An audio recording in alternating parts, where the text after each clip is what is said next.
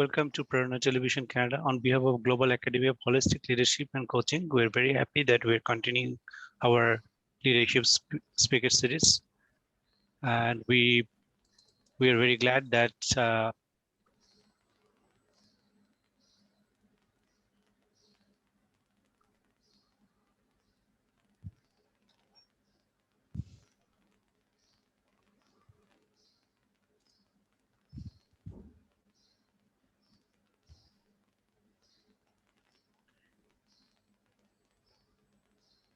so let me welcome Advocate Jiaur Rahman. He's the CEO of IITM, Adjunct Faculty of Independent University. He's a regular trainer and speaker. So uh, he has a lot of experience in corporate and academic. So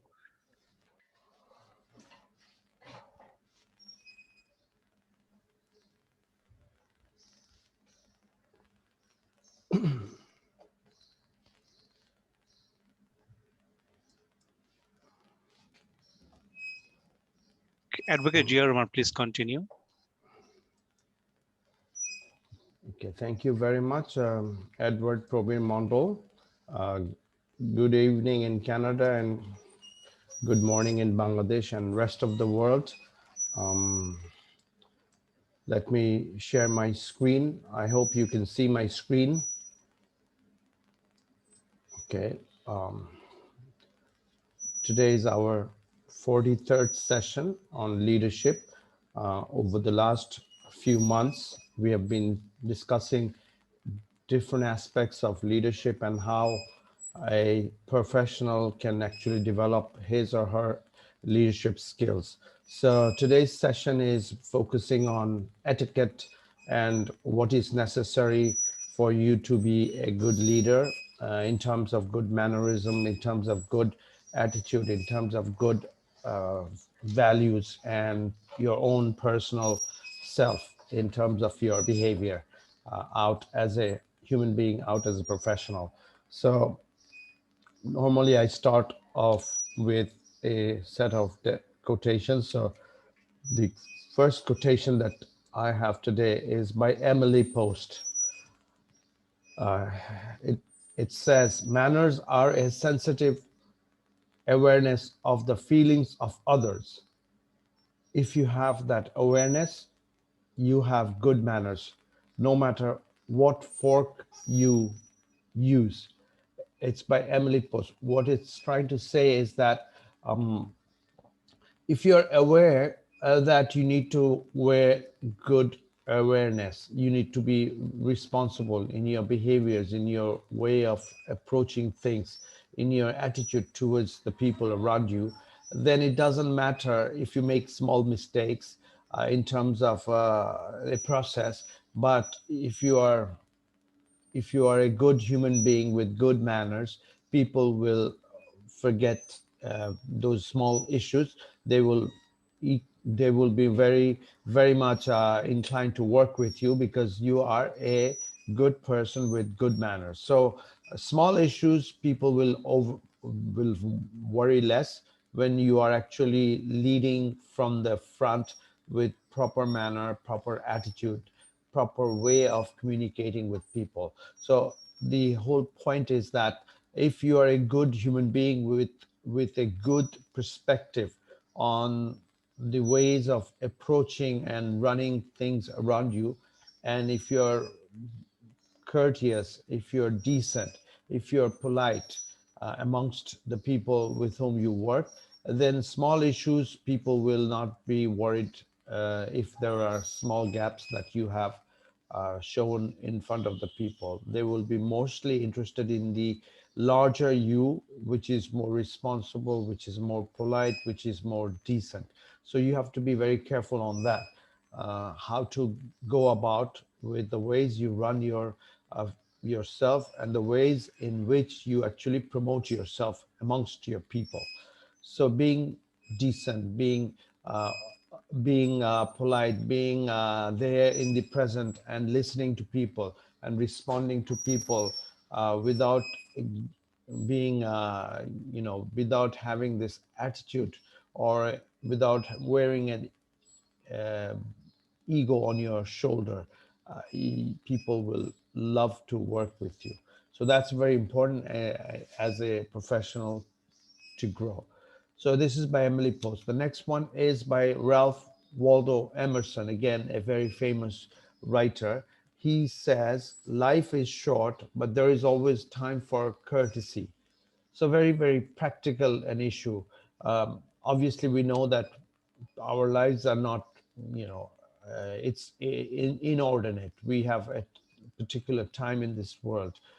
By the time you become a leader, probably you have past your early 30s or 40s maybe as a true leader. And if you want to be seen as a true leader, then being courteous, being polite, being thoughtful about others and doing your actions accordingly is very important. Just a small example: if you're a leader and let's say you're passing through a particular glass door, let's say you're the boss of an organization, and if you're just a little bit aware of who's behind you, and while you pass through that door, you just hold your hand onto the door and let the other person pick up and take the door so that it doesn't bang right in front of that person's face. What are you doing? You're not making any managerial decision right then. You're just being polite to the person behind you. Yes, you're the CEO, you're the chairman, you're the big boss of that organization, but being a little polite helps. So these are the issues of courteousness, courtesy that one must be wearing on a day-to-day basis. For example, if you are opening up a discussion and you are trying to be, you are facilitating a discussion amongst your team members. You are the boss of the department or the entire organization, but you're not. You're telling people, asking people to give input, but every time somebody's trying to give input, you're saying that, okay, we have heard enough from you, can we move to the next person? What is happening is you're being discourteous. You may not even understand that you're being discourteous. You're wearing that hat in your head thinking that today's session you will you will be tabling, but you will navigate the discussion, you will control the flow of thoughts that will come about in this table. Whereas maybe in the past 2 days before the session you had talked to people saying that, look, this day this issue has come up and we need your input, so be frank and free and come on that table on such and such time and share your thoughts and be very open. uh, Open and criticize on certain things. But when the final day arrives, you're taking a different role. You're still taking the role of a superior who is legislating what type of discussions will flow. Then you're not being courteous in the ways you had suggested previously, this is the way you're going to approach this meeting, whereas you actually turned the table and started talking in a very discourteous manner or very opinionated manner. That is something that will not fly, and it will be a meeting that will actually break down, and maybe the whole idea of the meeting will actually be what should I say, it can actually be a counterproductive meeting. You wanted to achieve certain output, whereas having that meeting uh, brewed a lot of discomfort within the environment, and you could not achieve what you came for, rather you slid back. So you don't want to be in those type of situations, and that's the whole idea through this statement that Ralph Waldo Emerson says, that you can you can take time to be discourteous, you can take time to be polite, you can take time to be polite. It doesn't take a lot of energy by being polite, but time is short. So use your use your cards, your politeness card, on a regular basis, and then you can maximize your output. So that's important. Moving to the next one, it's by Goethe. A man's manners are a mirror in which he shows his portrait. When we talk about a man, we are also talking about a woman. but it's an important thing. Your manners are the way you are actually showcasing through your portrait. So, in other words, what you say goes. What you show in front of the people is actually what people are going to take in. So if you're being disgruntled, if you're showing your eyebrows are twitching, you have a glaring face, your voice and tonality have moved up a few notches, and you're trying to tell people that be calm, let's take a rational decision here, whereas all the body language, your voice, your tonality, the approach to your statements are are not polite, are maybe aggressive, are rude, then it won't work. So that's why your manners are your mirrors in which you show your portrait. So your manners have to be appropriate, and that comes up like a mirror, and that mirror, that reflection from that mirror is seen by others. So what you do, what you tell, how you act is very important, and that's how it comes across into the eyes of the others who are around you. So at that point, even if you say certain things, but your body language is completely indifferent to what you're saying. Let's say you are trying to passionately suggest a certain thing that the organization needs to do, but your tonality is very grim. It's very, mundane. It doesn't have that passion in the way you're supposed to be presenting this case. It won't work. So it's that your your your ways of communicating things is something that can be considered as your mirror image, and people actually pick up tabs from your mirror image. So you have to be very careful as to how to present your own self, your own personal brand in front of the audience, so as to ensure that others are warming up to you and they're listening to you, they are being passionate around you. Otherwise, things will not work effectively. Moving forward to the next one. This is by Sydney Smith. It says, manners are like shadows of virtues. They are momentary display of those qualities which our fellow creatures love and respect. When we say love and respect, it is a human nature that you would love and respect something which is proper, which is polite, which is courteous. Nobody in this world wants to be in an environment of turbulence. Nobody wants to be in an environment where there are a lot of shouting and cussing and name calling is going on. Nobody in this world would like to be in an environment. Everybody wants a peaceful, tranquil environment. There might be moments of stress, might be moments of a little bit of raising of voices, but that has to be within a particular parameter. If you're a leader and if you're not following through that particular standards, it's like a code of conduct or code of ethics that the corporations have. You must abide by those principles, those values. It could be moral, it could be legal issues, whatever. So if you are following through a certain perspective, and then others will actually come about and shape up their behavior, their attitude, their environment would be similar to yours, and their exposure in that organization will reflect your exposure in the organization. So it's like when we talk about this manners, it's like the shadow of virtue. So what is virtuous, what is good, what is proper for an environment is virtuous.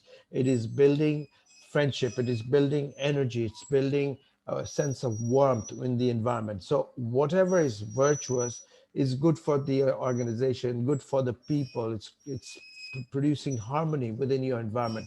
So these are the qualities that a true leader should wear. So these are nothing but a set of etiquettes, a set of behavior. It's sort of a norms. It's a cultural issues that you want to be having within your organization.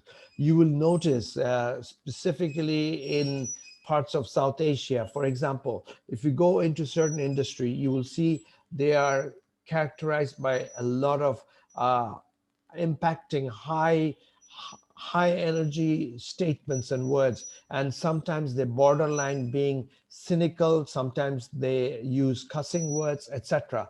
But somehow people get used to that environment. I'm not suggesting you should follow their ways of going about with their business, but what I'm suggesting is that if you continue with these type of environmental attitudes and perspectives, people will lose faith in the system. Sooner or later they will realize that in order to survive in this system, I have to be like them.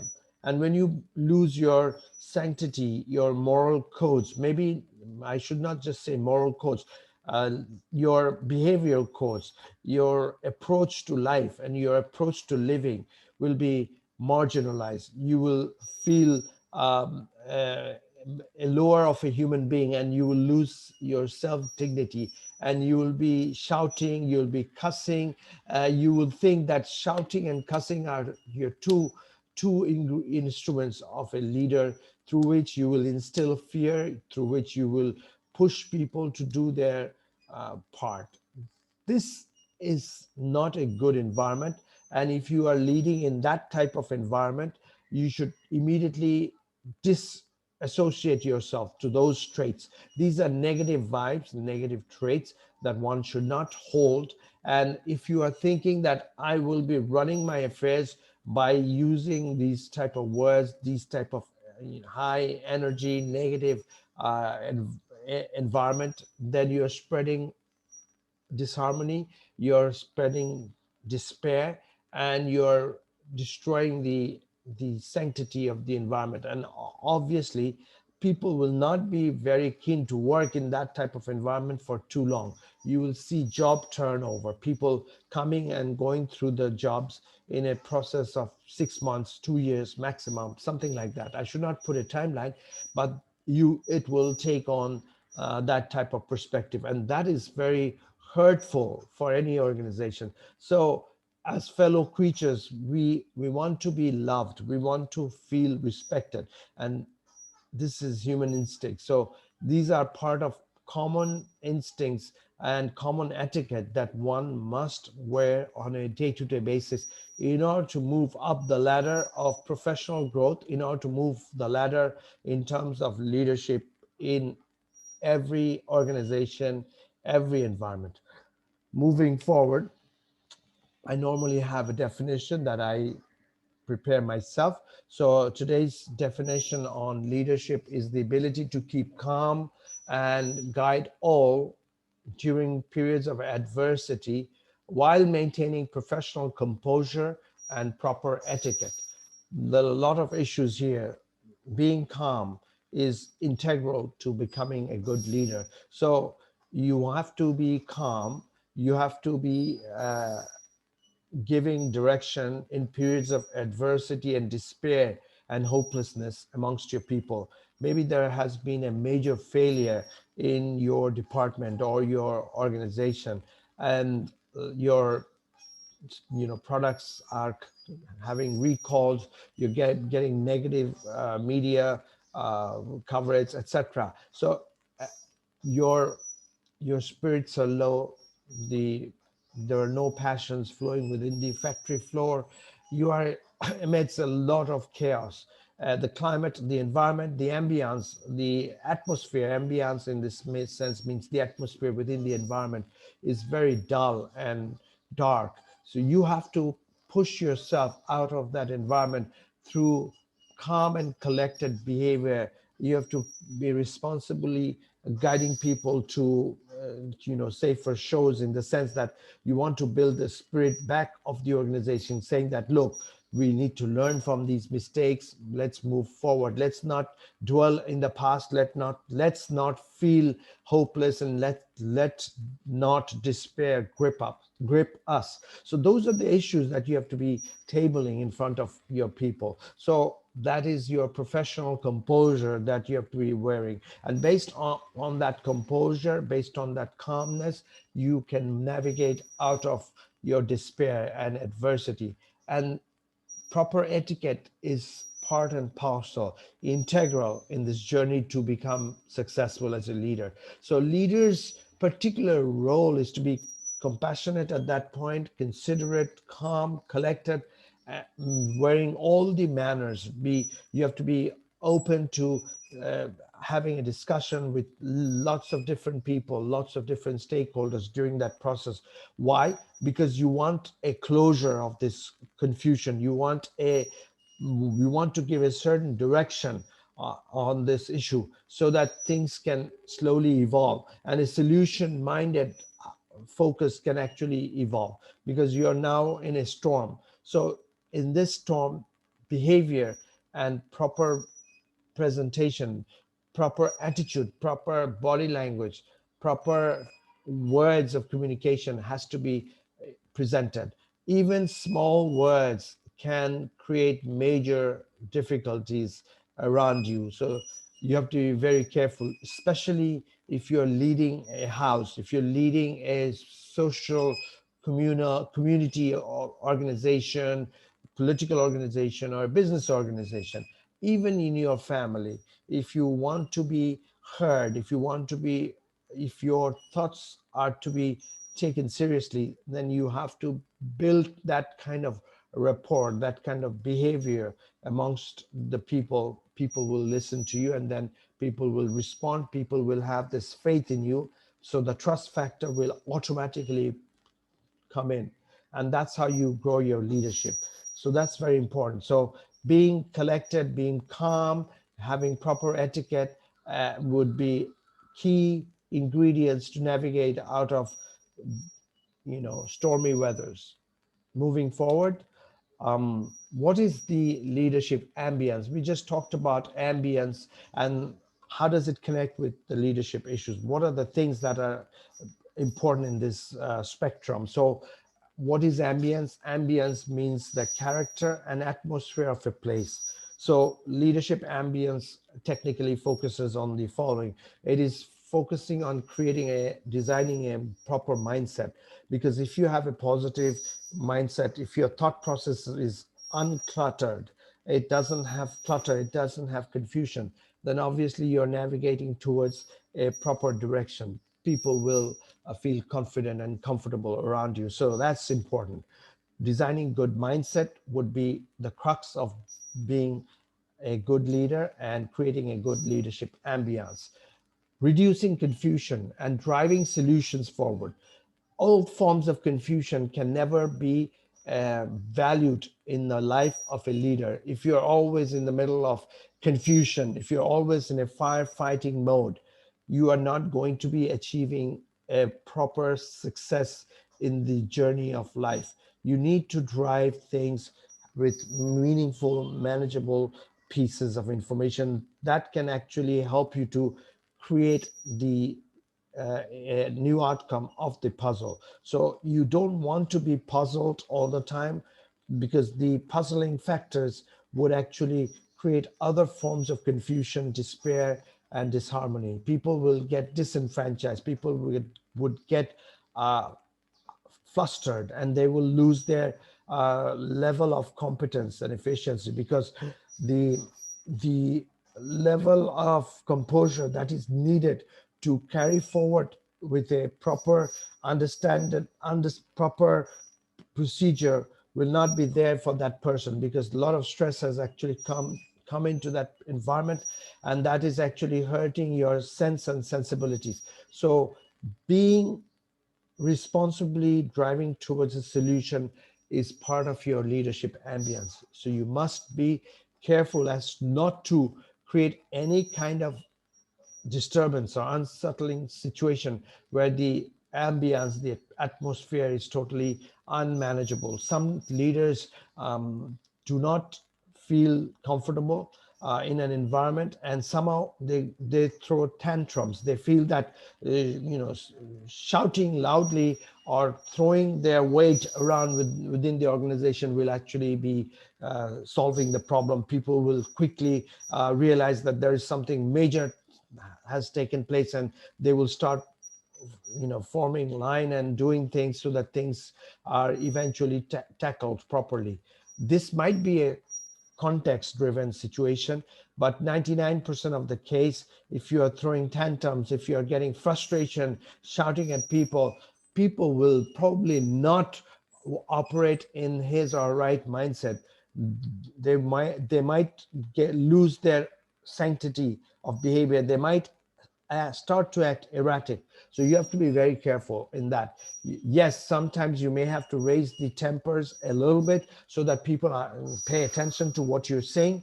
That is not good. I'm not suggesting this is a good leadership trait, but we are not, we are not like prophets. Sometimes we do, have these small uh, errors in our behavior. But what I'm suggesting is that you should not dwell on that. You should immediately bounce back, and you should try to be calm and collected, and then responsibly drive towards solutions.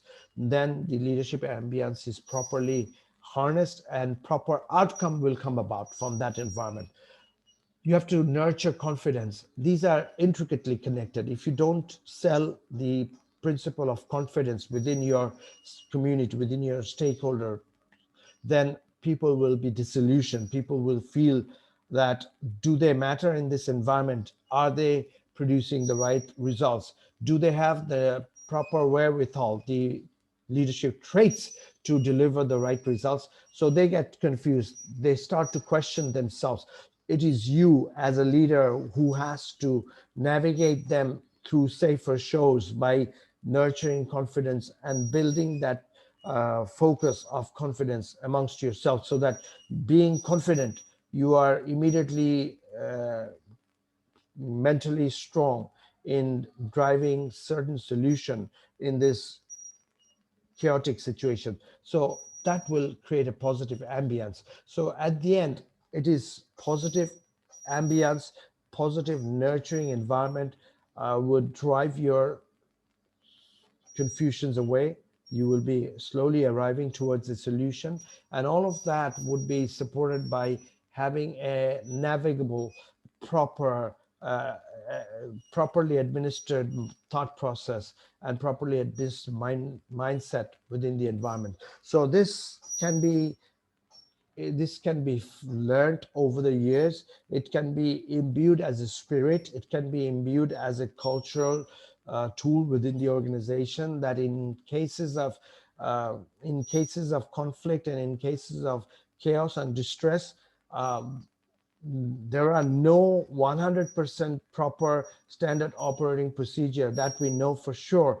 But at least if you can have a system of operation, systems of governance, system in place where issues of these natures, if they come about, what are the first few things that you must be doing? And taking that role as a leader, you can actually move the enterprise forward. We had talked about situational leadership that can pop up in these type of situations, which is of value. And you have to also tie in those perspectives with your entire leadership game. And that's how you actually create a proper ambience for the enterprise to move forward. So ambience is very important, not just knowledge, not just wisdom, but ambience, uh, in the sense proper environment has to be uh, created so that issues of conflict, issues of disillusionment, all of that can be waded through properly. So moving forward, leadership or leading process. What are the processes that we have to take on to actually lead? First and foremost, you need to map the human behavior within your organization. You need to know who can do what, who has what type of capacity, and who who can be set into motion with what type of communication. Very important. You have to understand the global context that are around you, not just your personal internal environment, who others are involved in this conflict, in this situation, what type of business etiquette, what type of professional etiquette are at play here, and how you can respond to those global issues in terms of etiquette, in terms of good practices, good norms, etc. Then you have to start spreading the positive ambience that, okay, this is how we're going to go about it. Don't worry, we are going to tackle this situation. So you have to immediately energize your team with proper nourishment in terms of confidence, and the proper ambience has to be spread across the organization so people are feeling less stressful now. They can start thinking more from the mental perspective rather than just being emotional. So when you are always taking a decision based on emotional energy, chances are there will be issues of failure that can pop up. So when the environment is, the you can build the nurturing environment, and level of trust and level of confidence have kicked in into the environment even during this chaos, then the environments of confidence will allow you to make logical, rational decision on top of your emotional behavior that you had initially perhaps shown. Then you can build the win-win culture, win-win environmental perspective. This is important. Once you create a system of win-win, then others who are maybe your counterparty will also realize that this person or this team is offering a win-win perspective. So they would be more inclined to do a negotiation with you. And as soon as you are in a negotiating table, you have actually energized the leadership system and the leading process, or how you actually lead in the environment. It is becoming an important issue in this process. So things are going to be better, and it will be driving towards normality. At this point, risk taking is an issue at all times. If you are being very stern in the way you want to do things, and if you are always going by the books, then sometimes in a confused state of situation, you will not be arriving at the right set of solutions. So taking risk is very important. And this is part of proper etiquette within your environment. Sometimes you have to take decisions which are abrupt, which are not way within the norms, but these are decisions are necessary. So you have to be taking that risk, and that will create the leading process in proper order, and things will actually work out properly around you. So this is the kind of nourishment, it is the kind of ambience that has to flow within the organization, and that's how you actually lead in the organization.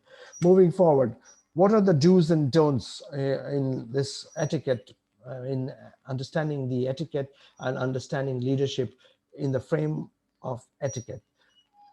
You have to do a constraint appraisal, meaning what is holding you up, what is hurting you, what are the tools which are not allowing you to move in the right way, right fashion, right perspective. You have to do an analysis. We talked about the understanding the mapping of the environment. This is similar to that, and you have to also understand the cultural dynamics within the organization, so that these two issues have to be properly understood, properly analyzed, and then all your decisions should be based on these assessments of the environment and the assessment of the culture within the organization and your stakeholder process. You position your vision, and you navigate your through your organization culture. When you are talking about a conflict ridden situation, issues of vision may not be as appropriate as in normal times. But when you have overcome that immediate complex situation, you can actually go back to your vision, saying that, look, our real job is to do this, and what we are now involved in is actually miles away from what we ought to be doing. So you can reconnect people with your ultimate goal, and that way you can actually right size their mindset, you can actually right size their thinking process, you could actually connect them back to the standards. So what are the standards? The virtues, the philosophy of the organization, your missions and visions that you had so valiantly spoke about in your conferences, in your meetings and everything, and now you are way away from what those issues were. So you could actually create create some kind of a bridge to the real thoughts that you ought to be holding in order to building your organization. So that can actually reposition people, and that is very important in life. For example, if there is a fight in an environment, sometimes what you do, sometimes you talk about virtues of being good and proper amongst people, so they can immediately realize that what they're doing is a aberrant behavior, a behavior which is not in line with a proper human being. So they can rationalize, and they can start thinking that, oh my God, what I have done in the last 10, 20 minutes is absolutely not proper. I need to go back to my proper, you know, perspective, my proper way of running myself. The proper norms of etiquette need to be brought back in immediately, and then I can be considered a proper human being in the eyes of all the people. And this, each person individually, if they start realizing that they had faulted and they need to come back to their proper self and proper groomed professional self, then immediately the conflict will be half wiped away. Then the next part would be discussing issues and try to navigate through a conflict resolution process to arrive at the right output. So those are very important. So you have to navigate through those processes in order to create a leadership etiquette within your environment. You have to be positive with your spirit, within the organization, and this positive vibes you have to nurture, you have to spread within the organization. So these are the do's of leadership and leadership etiquette within an organization. And what are the don'ts? These are the things that you really don't want to uh, have within your organization. You can't be blame gaming others. You can't be pointing fingers. You can't be disowning the employees. If an employee had done something wrong, you can't be totally, steamrolling that person. You have to go and try to find out what are the common issues which led to the behavior that this employee had shown. Is it a systemic failure, or is it an unsystematic or total failure, character failure within that person? But you have to go back into understanding what led to these type of erratic, unsystematic behavior. What was the ambient? Was not the proper environment be created, was not the proper environment created in that organization? If there was a improper environment in the organization, then aberrant, erratic behavior can take shape. So you have to look deeper into the issue, and then you could never close your communication. You could never tell your people that I don't want to hear anything from you. What you did is absolutely wrong and you have to be punished. That is that can happen after having a long discussion, and then you have completely realized that your employee is out into your employee is completely on going out into this matter in a wrong-headed fashion. Then you can say, I want to close this conversation. That's fine.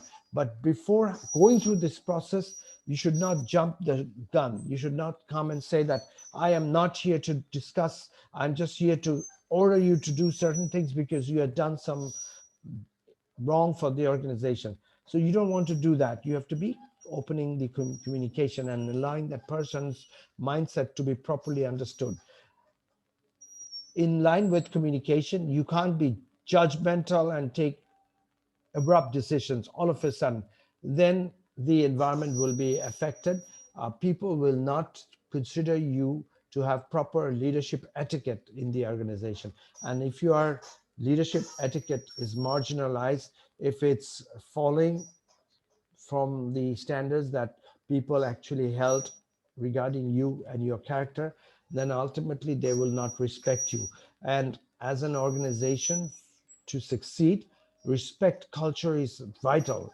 one has to respect the other person. One has to respect the behavior of the other person, and their actions have to be also respected. If you're constantly challenging your team members, you're constantly challenging your superiors, then ultimately the proper leadership etiquette and proper leadership environment and ambience will not be prevalent in that enterprise, and people will ultimately go into this mindset that I don't want to take on any risks. I don't want to take on any decisions because I may be berated, I may be rebuked, I may be pointed fingers at, I may be found the scapegoat of anything if it goes wrong. So I will be very nonchalant. I will not take any decisions. If everybody is doing that, then who's going to take the decision? Who's going to, you know, move the ship forward? That will be very difficult. So these are the leadership etiquette do's and don'ts that on a regular basis we have to have in our minds, and we have to show in our body language, we have to show in our behavior, we have to wear these issues on a daily basis, and that's how we actually build our leadership etiquette. Moving forward, I have come to the end of my series for today, and I normally end with a $1 million question. So today's $1 million question: is leadership etiquette a cultural norm, or is it to be used in all cultures? Some people say certain behavior, certain ways and approaches are part of a particular culture. For example, leadership in Latin America would be slightly different from the ways a leader grooms himself or herself in a North American or South Asian or African environment. There would be differences in ways people run about their, you know, the ways they run about their organization, the behaviors, the attitudes, but there has to be some grounds of commonality that everybody must follow. What are these grounds? The grounds are common, that is absolutely same across all organizations, is behavior, having a trust, being positive, being responsible, wearing the issue of integrity.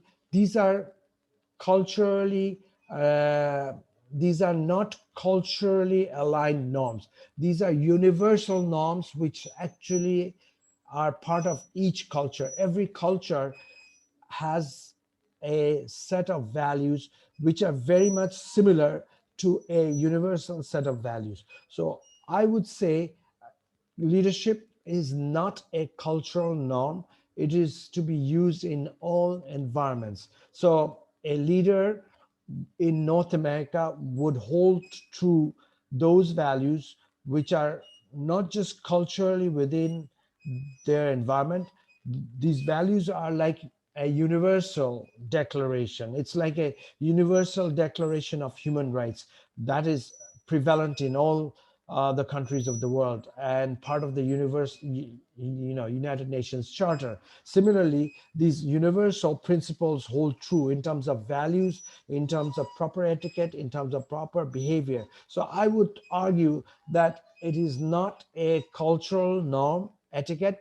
It is a universal norm that must be addressed, must be embedded in all culture, and it flows within the culture, it flows within the attitudes, tonality, voice, uh, ways of communication, etc., in each culture. There might be certain words and terms which are different and which mean different meanings to different cultures, but you have to be considering that proper leadership etiquette runs across all cultures of all ethnicities, all religions across the world. So, with that, I would like to end my session for today, and we welcome you again next week. I am Advocate Ziorman from Dhaka. I am the CEO of IITM, my own consulting firm. Thank you very much. And back to you, Edward Proby Mondol.